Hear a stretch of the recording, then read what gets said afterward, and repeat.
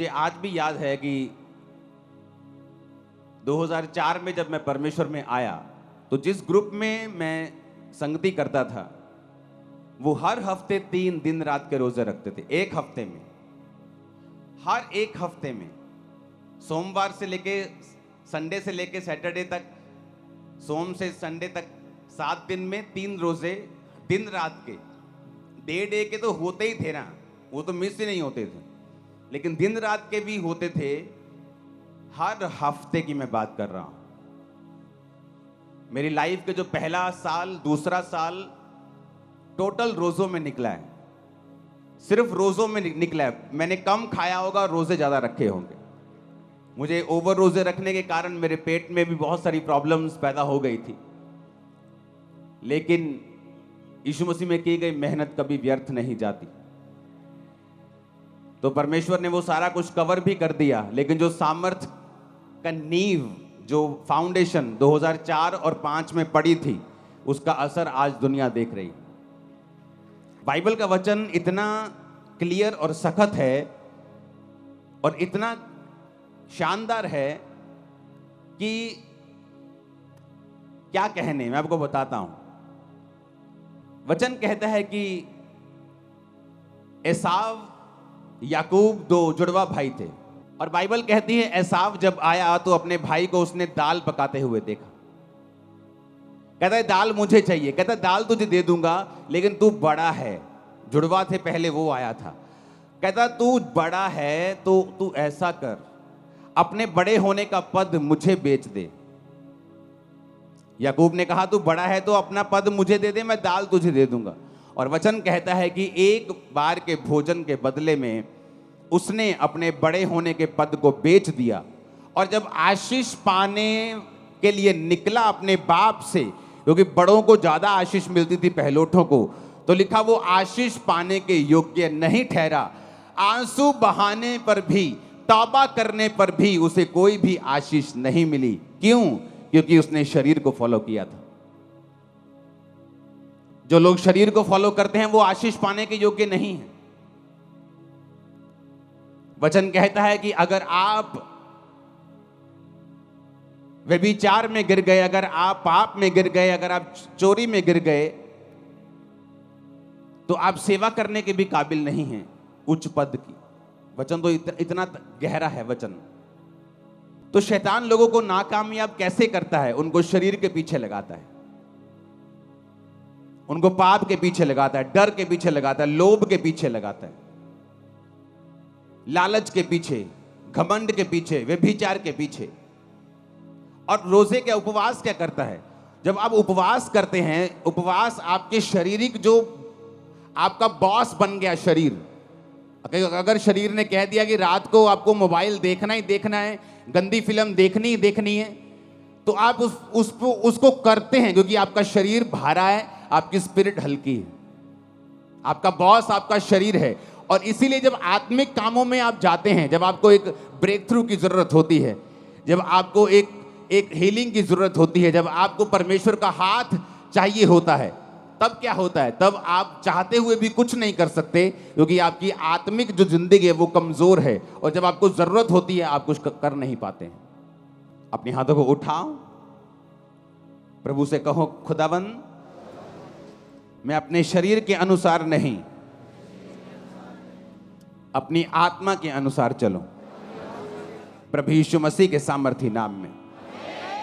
2 तिमुथियुस 2 उसकी 20 से 22 आयत, उसमें लिखा है बड़े घर में ना तो केवल सोने चांदी के, पर काठ और मिट्टी के बर्तन भी होते हैं। कोई कोई आदर, कोई कोई अनादर के लिए। यदि कोई अपने आप को इनसे शुद्ध करेगा तो आदर का बर्तन और पवित्र ठहरेगा और स्वामी के काम आएगा और हर एक भले काम के लिए तैयार होगा। जवानी की अभिलाषाओं से भाग, और जो शुद्ध मन से प्रभु का नाम लेते हैं उनके साथ धर्म, विश्वास, प्रेम और मेल मिलाप का पीछा कर। परमेश्वर ने कहा बड़े घर में सिर्फ सोने और चांदी के ही नहीं, काठ और मिट्टी के बर्तन भी होते हैं। अब आपके घर में बहुत से बर्तन हैं। एक आपके घर में गिलास है, आपकी रसोई घर में, जिससे आप पानी पीते हैं। प्लेट पड़ी है जिससे आप खाना खाते हैं। एक बाल्टी ऐसी पड़ी होगी, वाटर कूलर पड़ा होगा जहां आप पानी स्टोर करके रखते हैं, उससे पानी पीते हैं। और एक कहीं नुक्कड़ में रसोई घर में एक कूड़ेदान का बर्तन भी पड़ा होगा, जहां हर तरह का कूड़ा, खराब वस्तु, खराब खाना, बिगड़ा हुआ खाना आप उस कूड़ेदान में डालते हैं। वचन क्या कहता है कि वो कूड़ेदान का जो बर्तन है वो भी उसी घर का है, और जो आदर का बर्तन है जो स्वामी के मुंह से लगता है वो भी उसी घर का बर्तन है। तो परमेश्वर ने कहा कि लोग है तो मेरे विश्वासी, है तो मेरे बच्चे, है तो मेरे ही घर के बर्तन, पर कोई तो आदर का बर्तन है और कोई निरादर का बर्तन है। और लिखा जो कोई अपने आप को इनसे शुद्ध करेगा, किन से? व्यभिचार से, पाप से, शरीर के कामों से, निंदा से, चुगली से, विश्वासघात, माता पिता की आज्ञाओं को ना मानना, ढीठ, घमंडी, लड़ने वाले, गालियां निकालने वाले। परमेश्वर ने कहा अगर तुम इन चीजों से अपने आप को शुद्ध नहीं करोगे तो तुम अनादर के बर्तन ठहरोगे, और अगर तुम अपने आप को इन चीजों से शुद्ध करोगे तो आदर के बर्तन ठहरोगे। अगर तुम आदर के बर्तन ठहरोगे तो स्वामी के काम आओगे। अगर तुम स्वामी के काम आओगे, उसके मुंह से लगाए जाओगे, तुम्हारी आशीषें अलग होंगी, तुम्हारी आशीषें दूसरों के जैसी नहीं होंगी, क्योंकि तुम आदर के बर्तन हो। लिखा है क्योंकि मनुष्य स्वार्थी, लोभी, डींगे मारने वाला, अभिमानी, निंदक, जिसे अपना ही स्वार्थ है, जो हर काम अपने ही फायदे के लिए करता है, लोभी है, लालची है, हर चीज को बेचना आता है उसे, डींग मार। वो चर्च में गए थे, अच्छा ठीक नहीं हुए, आ जाओ मेरी चर्च में। डींगे मारनी। खुदावंद का आत्मा यहां आपको हील करता है, मैं नहीं।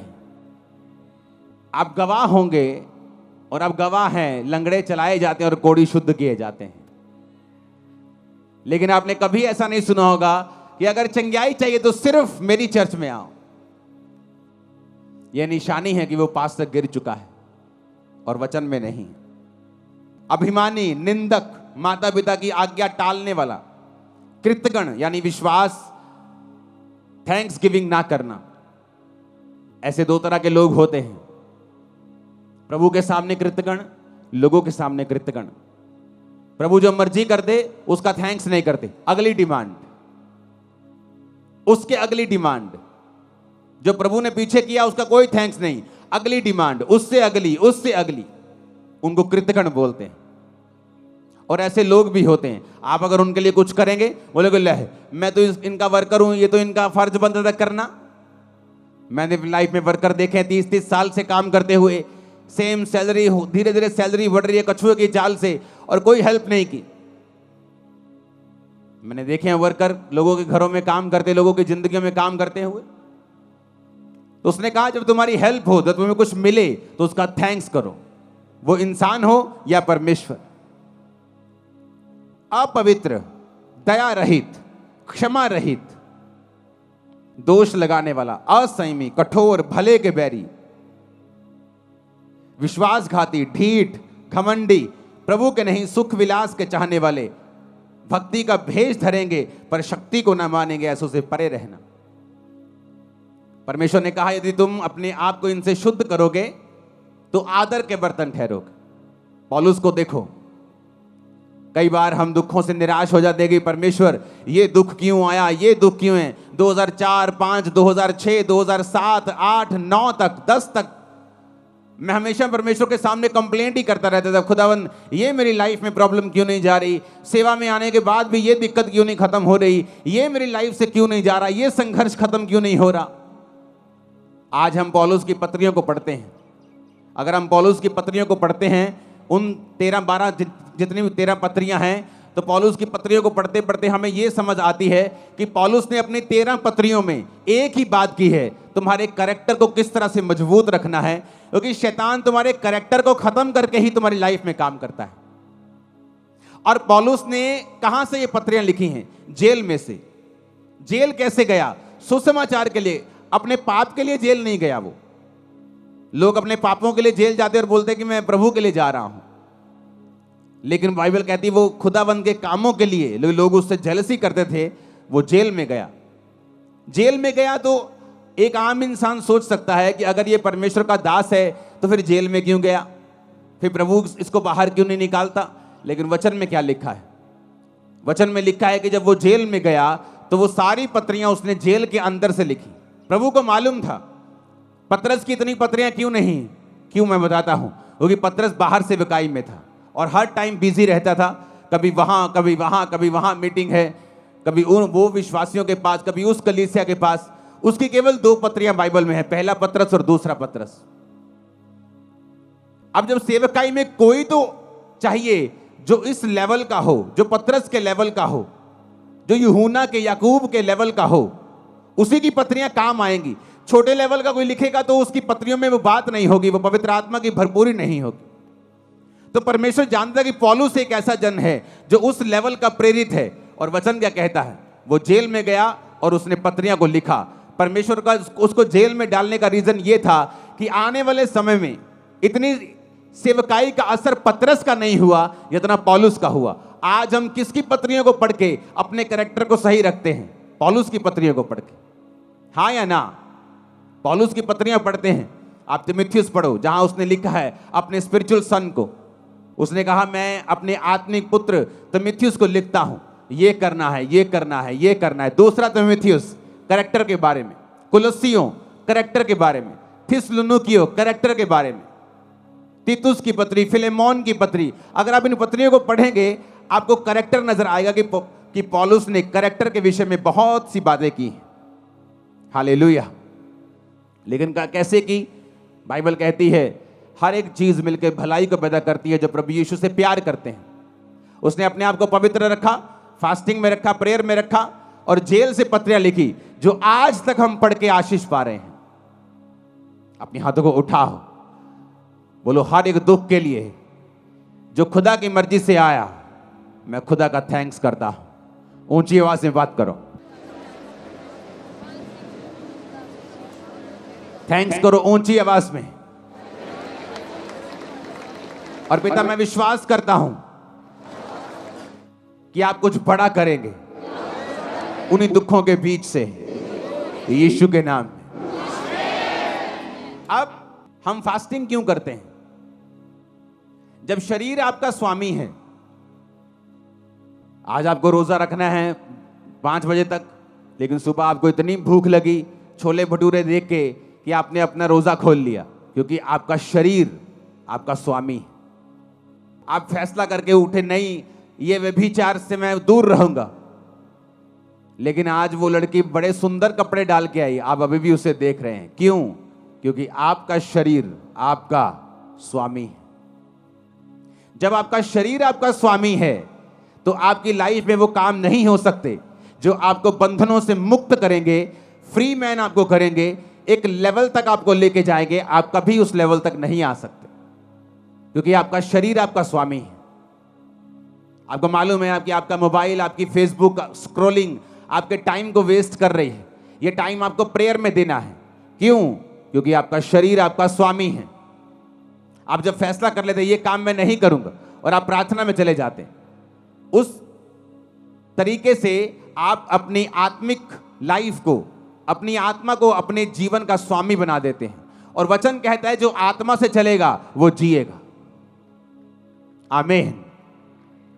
आप जानते नहीं आत्मा में रहना और प्रार्थना और उपवास में रहने से कितने बंधन टूटते हैं और कहां ये चीजें लगती हैं जाके, आपको मालूम भी नहीं। जब प्रार्थना उपवास में मैं पिछले दिनों में था तो प्रेयर कर रहा था तो परमेश्वर दर्शन देने लगा। ऐसे दर्शन नहीं देने लगा कि मैं कुछ मांग रहा हूं प्रभु से कि मुझे ये चाहिए, मुझे ये चाहिए। जस्ट मेरी आदत है खुदावंद की प्रेजेंस में बैठना और बैठे रहना और प्रेयर करना और बेदारी के लिए प्रेयर करना, लोगों के लिए प्रेयर करना। मेरा अपना कोई मसला नहीं है खुदावंद के सामने। मेरे मसले चर्च के होते हैं, आपके होते हैं। आप यहाँ काउंसलिंग के लिए आते हैं, आपके केस मोबाइल पे मेरे पास आते हैं। जब उनसे हल नहीं होता डायरेक्ट मेरे पास आते हैं तो मैं लिख के भेजता हूँ, इसको ये कहना है, ये कहना है, या सिर्फ ले हैंड में खड़ा करो, या इसको रोजे रखवाओ, या मुझसे मिलाओ, इसे ऑफिस भेजो। तो मेरा मसला सिर्फ आपके साथ होता है। आप प्रभु की प्रेजेंस में होते हैं, परमेश्वर आपकी लाइफ को फ्रूटफुल बनाता है, इफेक्टिव बनाता है। वो आपके बिजनेस के बारे में आपको दर्शन दे सकता है। आपका बेटा जो बचा नहीं है, नशे करता है, उसके बारे में आपसे बात कर सकता है। आपकी वाइफ के बारे में, आपके हस्बैंड के बारे में, आपके बच्चों के बारे में, आपकी सेहत के बारे में, किसी भी बारे में वो आपसे बात कर सकता है। जो चीज कमजोर है, शैतान के हाथ में है, बंधन के नीचे है, उसके बारे में प्रभु आपसे बात करता है। इसलिए तो वचन में लिखा है कि मैं अपने वचन को भेज के अपने लोगों को चंगा करूंगा। जैसे आप बिजली का बिल भरने, पुराने टाइम में लोग लाइन में लगते थे, पता नहीं आज लगते हैं कि नहीं लगते, ऑनलाइन हो जाता सब कुछ, लेकिन लाइन में लगते। तो आप लाइन में जो लगे हुए हो, छुटकारे की लाइन में, हीलिंग की लाइन में, लेकिन जब तक आप फास्टिंग, उपवास, प्रार्थना, तौबा, शरीर के कामों से मुक्त होकर प्रभु के सामने समर्पित आप नहीं होंगे, तब तक आप लाइन में तो हो पर आपका नंबर नहीं आएगा। लाइन में तो लगे हुए हो, चर्च तो जा रहे हो, पता सब कुछ है, प्रभु की दया भी है, लाइन में लगे, ये भी एक फजल है, प्रभु को जानते हो, ये भी एक अनुग्रह है। लेकिन रियल छुटकारा, नंबर कब आएगा? जब तुम इन बातों को फॉलो करोगे। ऊंची आवाज में हालेलुया बोलो। और जब हम उपवास करते हैं, क्या होता है? उपवास हमारे शरीर के जो बॉसपन है, उसका जो बॉसी शरीर है, जो हम मालिक बनता है, वो उसके मालिकियत को खत्म कर देता है। जो शरीर का प्रभाव है, पाप का प्रभाव है, गंदगी का प्रभाव है, नेगेटिविटी का प्रभाव है। मुझे आज भी याद है 2004 में जब मैं परमेश्वर में आया तो शैतान मेरे पे अटैक करता था बहुत। वचन जानने के बाद भी, प्रार्थना करने के बाद भी, सिर्फ 1 2 3 4 महीने ऐसा हुआ मेरे साथ। तो जब वो अटैक करता था मेरे पे कभी कभी, तो पवित्र आत्मा मुझे पता क्या बोलता था? मुंह से बोल। मैंने फास्टिंग स्टार्ट कर दी। खाना 6 बजे खाया, शाम को 7 बजे, 10 बजे हैं रात के अभी, लेकिन मेरे मुंह से निकलता, मैंने मेरी अभी से फास्टिंग स्टार्ट। जब मैं मुंह से निकालता था, प्रार्थना में बैठता था, शैतान के अटैक कम होने लगते थे। सिर्फ मुंह से निकाला, फास्टिंग स्टार्ट है। मैं फास्टिंग से, प्रेयर से, उपवास से शैतान के ऊपर मैंने फतह पाई। जब आप फास्टिंग करते हैं, आपका जो शरीर बॉस है, उसकी जो मालिकियत है, बॉसीपन है, वो खत्म होता है। वो कम शरीर जो है, उसकी जो इच्छाएं हैं, वो आप देखना फास्ट रख के, खासकर जो लोग दिन रात के फास्ट में, दिन के फास्ट में ये इतना प्रभावित नहीं होता। मैं आपको बता रहा हूं, फायदा होगा, उसका फायदा होगा। प्रभु आपकी प्रेयर को सुनेगा, फास्टिंग कबूल होगी। लेकिन दिन रात के जो फास्ट हैं, ये एक अलग लेवल के फास्ट है। तो जब दिन रात के फास्ट हम रखते हैं, तो आपके शरीर के अंदर से जो कब्जा किया हुआ है शैतान ने, जो बंधन है, जो बॉन्डेजेस हैं, पाप के प्रति आपका खिंचाव है, प्रभावित है आप उससे, आप कंट्रोल नहीं कर पा रहे हैं, आप दिन रात के फास्टिंग में चले जाएं। आप देखें आपकी आत्मा कैसे आपका बॉस बनती है। इसलिए वचन में क्या लिखा है? जब तुम शरीर के अनुसार चलोगे तो मरोगे। कौन सी मौत के बारे में बात कर रहा है? वो शारीरिक मौत की बात नहीं कर रहा है इसमें। वो एक ऐसी मौत की बात कर रहा है जो आज सब घरानों में काम करती है। हस्बैंड वाइफ तो हैं, लेकिन मैरिड लाइफ मरी हुई है। नाम से तो ठेकेदार है, पर बिजनेस मरा हुआ है। क्योंकि वचन कहता है जब तुम शरीर के अनुसार चलोगे तो मरोगे, पर अगर कहता आत्मा के अनुसार चलोगे तो जियोगे। हालेलुया। कि नाम से तो पास्टर हैं, पर सेवकाई मरी हुई है। कोई रिजल्ट नहीं, कोई उत्साह नहीं लोगों में, कोई अधीनगी नहीं, कोई लाइफ नहीं, कोई बोना नहीं, कोई प्रेयर नहीं। क्यों? आपको शरीर के ऊपर पास्टर को फतह पानी पड़ेगी, उसको पाप के ऊपर फतह पानी पड़ेगी, फिर वो लोगों को लीड कर सकता है। आप जब फास्टिंग करेंगे, आपके शरीर के अंदर से वो जो पाप का प्रभाव है, जो हैवीपन है, जो अट्रैक्शन है, जो लालसा है, जो तलब है, वो खत्म होती है। आपकी आत्मा आपका बॉस बनती जाती है। और एक दिन में नहीं, या एक साल में, 6 महीने में नहीं होता, ये कॉन्टिन्यू एक प्रोसेस है। जिस तरह मौसम बदलते हैं, गर्मी आती है, सर्दी आती है, बारिश आती है, आपकी आत्मा के जीवन में भी कई बार विश्वास में आप टॉप पे होते हैं, कई बार शैतान आपके विश्वास को हिला रहा होता है। मौसम आते हैं, पर जब आप कंटिन्यू फास्टिंग में और प्रेयर में रहते हैं, आप हर मौसम से निकल जाते हैं और आगे बढ़ते हैं। फिर समय आता है जो वचन में लिखा है कि फिर समय आने पर मैं तुझे फल दूंगा। समय आने पर तू फल लेके आएगा, जिस तरह वचन में लिखा है भजन संहिता 1 में कि समय आने के ऊपर तेरे पत्ते तो हरे रहेंगे क्योंकि तू नदियों के किनारे लगा हुआ है, लेकिन समय आने पर फिर फल भी आएगा, गवाहियां भी आएंगी। आमीन। ऊंचे वाला चाहिए चर्च। अपने पड़ोसी को बोलो, जो कोई अपने आप को इनसे शुद्ध करेगा वो आदर का बर्तन ठहरेगा और स्वामी के काम आएगा और हर एक भले काम के लिए तैयार होगा। आमीन। ऊंची आवाज में आमीन बोलो। Hallelujah, hallelujah. तो फास्टिंग, उपवास, मसीही जिंदगी एक डिसिप्लिन वाली जिंदगी है। अगर आप मसीही हैं और आपकी लाइफ में डिसिप्लिन नहीं है तो एक्चुअल में आप डिसाइपल नहीं, आप चेले नहीं। ये कहीं और होता होगा कि आप जाएं, जो मर्जी करें, जो मर्जी खाएं, जो मर्जी पिएं, लेकिन मसीह में ऐसा नहीं होता। यीशु मसीह ने कहा अगर तू इनसे अपने आप को शुद्ध करेगा तो स्वामी के काम आएगा, आदर का बर्तन ठहरेगा। क्योंकि बड़े घर में आदर के बर्तन भी होते हैं और निरादर के बर्तन भी होते हैं। तू देख अपने आप को परमेश्वर के घर का आदर का बर्तन ठहराना चाहता है या निरादर का बर्तन ठहराना चाहता है। बड़े घरों में आपने सोने के बर्तन देखे होंगे। ये जी बोन चाइना का सेट लेके आए हैं जी 15,000 का। कभी कूड़ेदान लेके आए हो 20,000 का, 25 कूड़ेदान लेके आए हो कभी कि 1 लाख रुपए का कूड़ेदान लेके आए हैं जी। सोने के इसमें ओरिजिनल 24 कैरेट गोल्ड का उसमें लाइनें लगी हुई हैं। आप कभी नहीं करो। आप कूड़ेदान लेके आओगे बस मजबूत सा दे दो जी, कूड़ा डाले तो टूटे नहीं, लेकिन बर्तन लेके आओगे शानदार, जिससे पीना है, जिससे खाना है। काम हमारे निरादर के बर्तन वाले हैं और प्रभु से हम कहते हैं कि हमें आदर क्यों नहीं मिल रहा, मेरा बच्चा मेरा आदर क्यों नहीं करता। तुम प्रभु का आदर नहीं करते, लोग तुम्हारा आदर नहीं करते। मेरी फैमिली मेरे अधीन नहीं है जी, तुम परमेश्वर के अधीन नहीं हो, इसलिए तुम्हारा परिवार तुम्हारे अधीन नहीं। मेरा पति मेरी बात नहीं सुनता, तुम प्रभु की बात नहीं सुनती, इसलिए तुम्हारा पति तुम्हारी बात नहीं सुनता। सब कुछ जुड़ा हुआ है।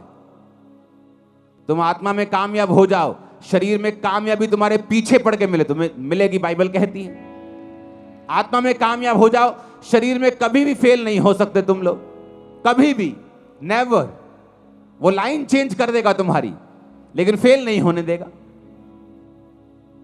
हालेलुया। मसीह जिंदगी डिसिप्लिन वाली जिंदगी है। मसीह में आके भी डिसिप्लिन नहीं है। अगर उन्हीं चौकों में खड़े होकर लड़कियों को छेड़ना है, अगर वैसे ही काम करने, वैसे ही मोबाइल चलाने, उन्हीं ब्लॉगर्स की तरह वैसे ही ब्लॉग बनाने और गालियां निकालनी है, अपने आप को क्रिश्चियन बोलना छोड़ दो। तुम उन लोगों की तरह नहीं हो जो लोग सुनते हैं संसारिक और शारीरिक गाने। मैंने क्रिश्चियन लोगों की शादियों में बजते हुए देखे हैं गाने, शराब के गाने, कोट कोट पिला दे, शराब के गाने क्रिश्चियन लोगों की शादियों में। इमेजिन करो कैसी बरकत परमेश्वर देगा उन्हें। सोचो, जहां बरकत होनी चाहिए, जहां प्रभु की प्रेजेंस होनी चाहिए कि एक जोड़ा सदा के लिए मिल रहा है, वहां पे खुदा की अगर प्रेजेंस होगी तो उनकी लाइफ में बरकत आएगी और वहां शैतान की प्रेजेंस होती है। आप किस चीज से सुनते हैं बताओ? उस अंग का नाम क्या है? बोलो। कान से? कहां है कान? ये कान नहीं, इससे नहीं सुनते आप, मालूम है कि नहीं? इससे सुनते हो आप? नहीं, इसके अंदर एयर ड्रम, इसके अंदर कान का एक पर्दा है, उससे सुनते हो आप, इससे थोड़ी सुनते हो। ये तो एक मांस का टुकड़ा है। पहलवान देखे कभी ओलंपिक वाले? उनके यहां देखा क्या हुआ होता है? वो बज बज के उनके कान फट फट के मोटे हुए होते यहां से। अगर ये सुनते हैं तो जब वो मोटे हो जाते हैं फिर वो कहां से सुनते हैं? वो तो अंदर से सुनते हैं भाई, इधर से।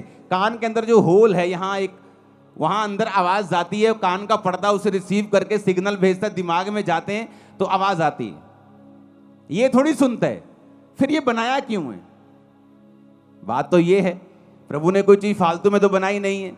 अगर मैं इसे हटा दूं, आप कई लोगों का देखोगे एक्सीडेंट में कान उखड़ जाता है, उनके कान होता ही नहीं है, फिर भी वो सुनते हैं। लेकिन परमेश्वर ने बनाया क्यों है फिर ये कान? अगर आप ध्यान से देखें एक पिक्चर में, कान और स्त्री का गर्भ दोनों सेम शेप के होते हैं। इधर लेफ्ट साइड पे स्त्री का गर्भ है, यूट्रस है, जहां बच्चा होता है। बच्चा और कान दोनों सेम शेप के होते हैं। दूसरी फोटो भी है आपके पास, कान और बच्चा और स्त्री का गर्भ, पिछली फोटो दिखाओ, दोनों सेम शेप के होते हैं। परमेश्वर ने जब कान अंदर बनाया तो परमेश्वर चाहता था कि इंसान जो है इस बात को समझे कि मैंने कान का बाहरी हिस्सा वो ऐसे भी छोड़ सकता था, यहां फ्लावर बना सकता था ऐसे सुंदर करने के लिए, लेकिन उसने गर्भ की शेप को लिया और तुम्हारे कान पे चिपका दिया। क्यों?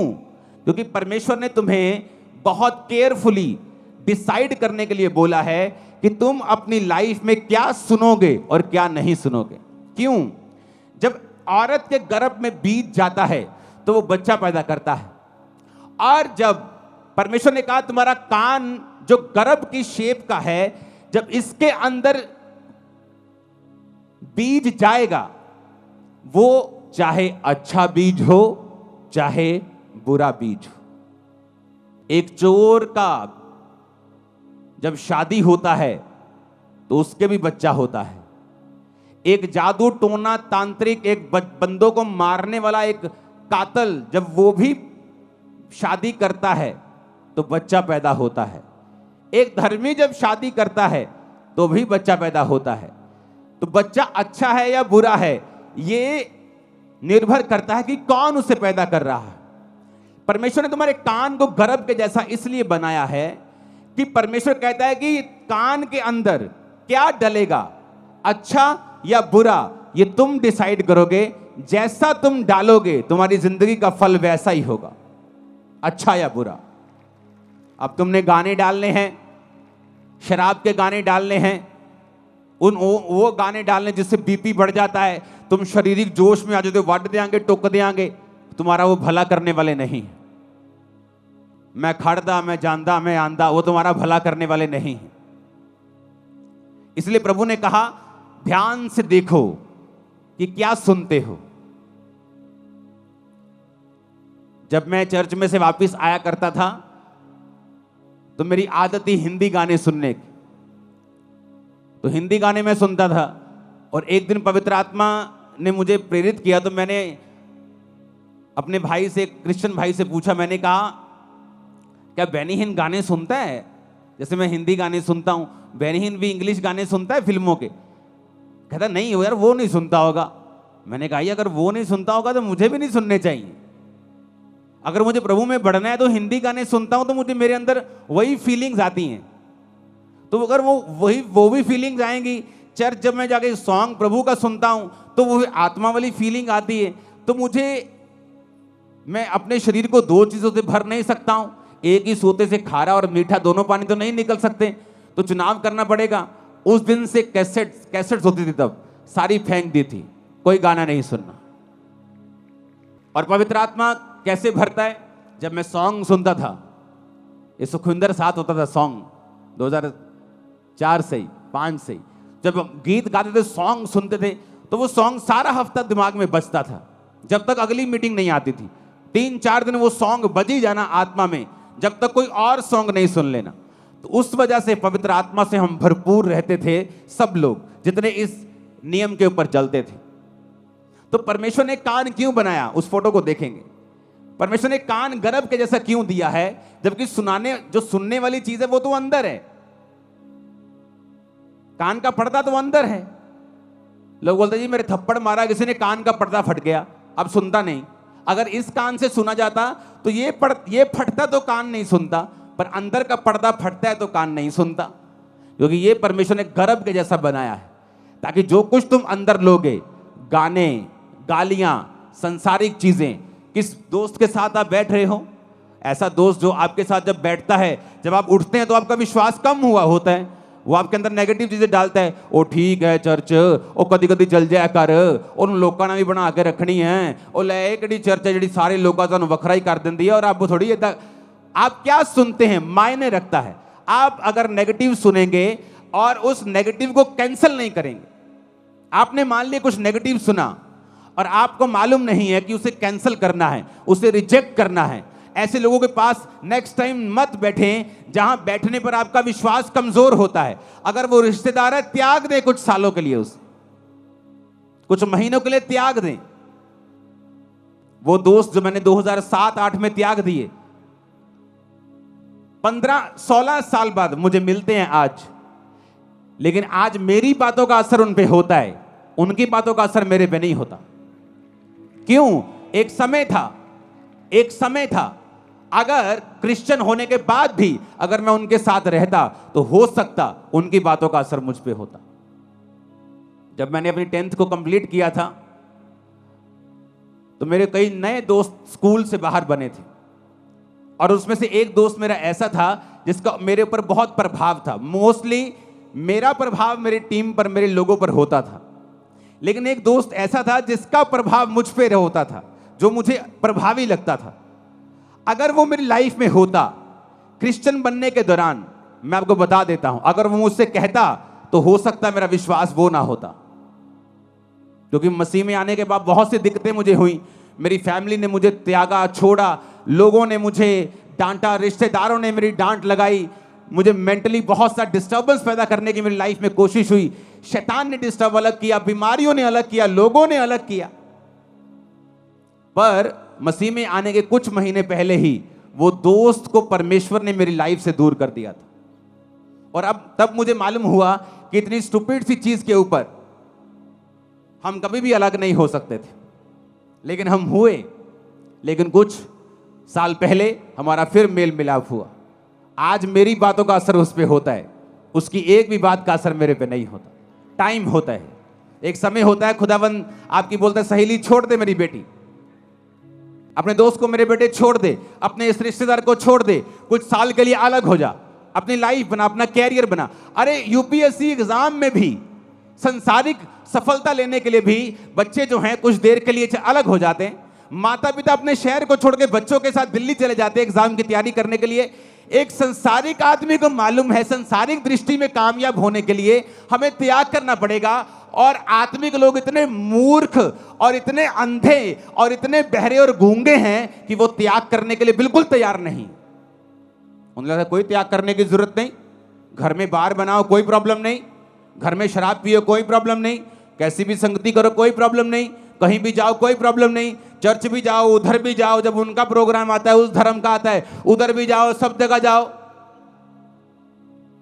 इसीलिए तो आप यहां बैठे हो जहां आपको नहीं होना चाहिए, कि 10 साल से नाम ठेकेदार है लेकिन ठेका कोई नहीं है आपको। आप वहां बैठे हो जहां आपको नहीं होना चाहिए। आपको फलवंत होना चाहिए था, बढ़ना चाहिए था। बढ़े क्यों नहीं? क्योंकि क्रिश्चियन व्यक्ति के बारे में बाइबल कहती है कि नमक का स्वाद अगर बिगड़ गया तो वो किसी काम का नहीं। दूसरा बंदा पापी हो सकता है शारीरिक रीति से कामयाब हो जाए, लेकिन क्रिश्चियन अगर खुदा से दूर होगा तो धक्के खाएगा और पैरों के नीचे आएगा, वचन कहता है। क्योंकि तुम सच्चाई को जानते हो, तुम्हारा न्याय अलग रीति से होता है। दूसरा गाने सुन के कामयाब हो सकता है, संसारिक दृष्टि से, आत्मिक दृष्टि से वो भी एक नाकामयाब व्यक्ति है, लेकिन तुम शारीरिक और मानसिक और आत्मिक सब दृष्टि में नाकामयाब हो सकते हो, क्योंकि तुम्हारा न्याय अलग रीति से होता है। तुम प्रभु के लोग हो, तुम वचन जानते हो, सच्चाई जानते हो, तुम जानते हो तुम उजाले में हो, तुमने उजाले का स्वाद चखा है, तुम परमेश्वर को जानते हो। जब सुबह अपने कानों में कंघी, जब अपने बालों में कंघी करने के लिए उठोगे तो अपने कानों पे ध्यान देना और सोचना कि आज मुझे क्या सुनना है, इस गर्भ के अंदर मुझे क्या लेके जाना है, अच्छा बीज या बुरा बीज। अच्छा बीज लेके जाऊंगा तो अच्छा फल लाएगा, बुरा बीज दूंगा तो बुरा फल आएगा। जमीन नहीं देखती, अब आम बो दोगे भी आम उगा देगी, आप डोडे बो दोगे डोडे उगा देगी, आप कांटे बो दोगे, कैक्टस बो दोगे कैक्टस उगा देगी। जमीन नहीं देखती, जमीन बोलती मुझे बीज दे मैं तुझे उगा दूंगी। कान भी, जीवन भी देखता नहीं क्या अच्छा है या बुरा है। वो तुम्हारा डिसीजन है, वो पावर तुम्हारे पास है, अंगों के पास नहीं है। जमीन के पास उगाने की पावर है, तुम्हारे अंदर उगाने की पावर है, लेकिन उगाना क्या है ये तुम्हारे ऊपर निर्भर करता है। ऊंची आवाज में हालेलुया बोलो, ऊंची आवाज में फिर से हालेलुया बोलो। बाइबल कहती है अवसर को बहुमूल्य समझो और देखो तुम्हारे अंदर क्या जाना चाहिए, अच्छा या बुरा। अपने हाथों को उठाओ। परमेश्वर के गहरे वेदों को परमेश्वर के दास के द्वारा जानने के लिए और ऐसी और नई वीडियोस को देखने के लिए हमारे YouTube चैनल को सब्सक्राइब करें और साथ में बेल आइकन को प्रेस करें ताकि ऐसी और नई वीडियोस की नोटिफिकेशन सबसे पहले आप तक पहुंच सके। जुड़े रहें परमेश्वर की हजूरी के साथ। God bless you.